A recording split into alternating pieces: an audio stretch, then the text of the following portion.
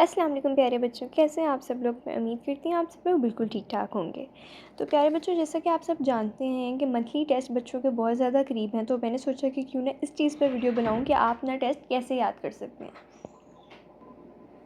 तो आज मैं आप लोगों के साथ कुछ ऐसी टिप्स एंड ट्रिक्स शेयर करूंगी जिससे आप लोग अपने टेस्ट को इजीली याद कर सकते हैं। टेस्ट याद करने सबसे बड़ा जो मसला होता है बच्चों का, यही होता है कि हम ना पेपर याद कैसे करेंगे।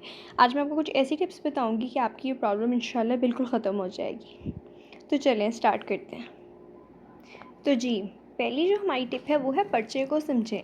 मतलब कि इम्तिहान में किस तरह के सवालात आएंगे ये आप पहले से जान लें। मतलब कि अगर जैसे फॉर एग्ज़ाम्पल मेरा फ़िज़िक्स का पेपर है, तो मैं मतलब कि सीनियर से आप जाके अपनी टीचर से सीनियर से ये पूछें कि इसमें किस तरह के पेपर्स आएंगे और कौन से चैप्टर्स ज़्यादा इंपॉर्टेंट हैं। ठीक है, जब आप इंपॉर्टेंट चैप्टर्स को समझ जाएंगे तो फिर आप उनकी तैयारी में ज़्यादा ध्यान लगाएंगे और फिर बाकी चैप्टर्स की मतलब कि तैयारी में आपको इतना ध्यान नहीं देना पड़ेगा। लेकिन सबसे ज़्यादा ध्यान आपको उन चैप्टर्स में देना होता है जो सबसे ज़्यादा इंपॉर्टेंट होते हैं और जो क्वेश्चंस आना बहुत ज़्यादा ज़रूरी है।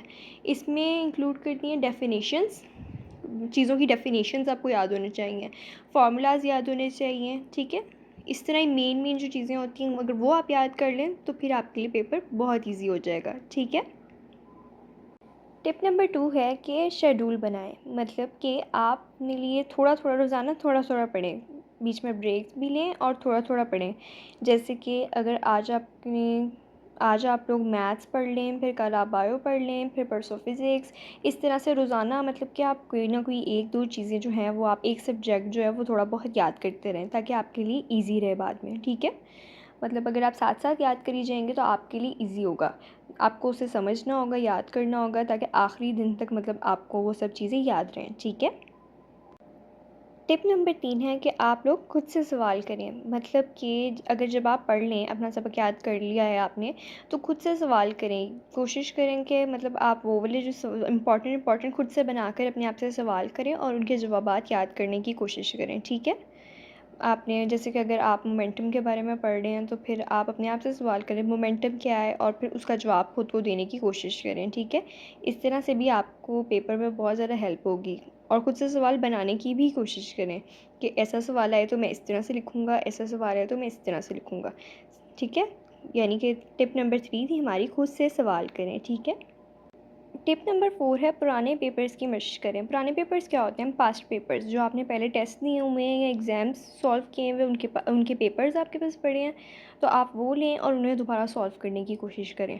क्योंकि ऐसे ही होता है कि एग्ज़ाम्स का पैटर्न तो एक ही तरह का रहता है, चाहे सवाल थोड़े बहुत बदल जाएँ, पैटर्न एक ही तरह का होता है। आपको पैटर्न सॉल्व करना आना चाहिए। ठीक है, आप वो लेके याद करें, वो नहीं तो आप PDF जो है किसी भी एग्ज़ाम का PDF निकालें, पास्ट पेपर्स का PDF निकाल के उसे सॉल्व करने की कोशिश करें। ठीक है,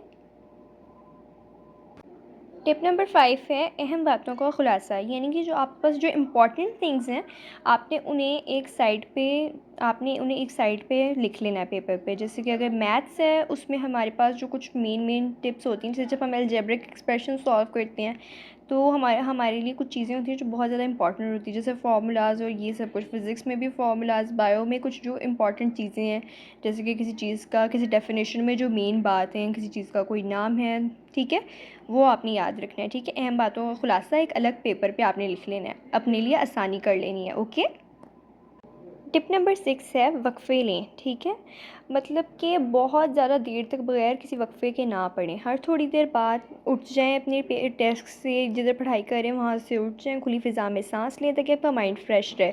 अगर आप अपना माइंड डिस्टर्ब करेंगे तो आपसे बिल्कुल ठीक से नहीं पढ़ा जाएगा। ठीक है, आपने अपना माइंड नहीं डिस्टर्ब करना। ठीक है, बस आपने किसी सूरत भी अपना माइंड डिस्टर्ब नहीं करना है। ओके,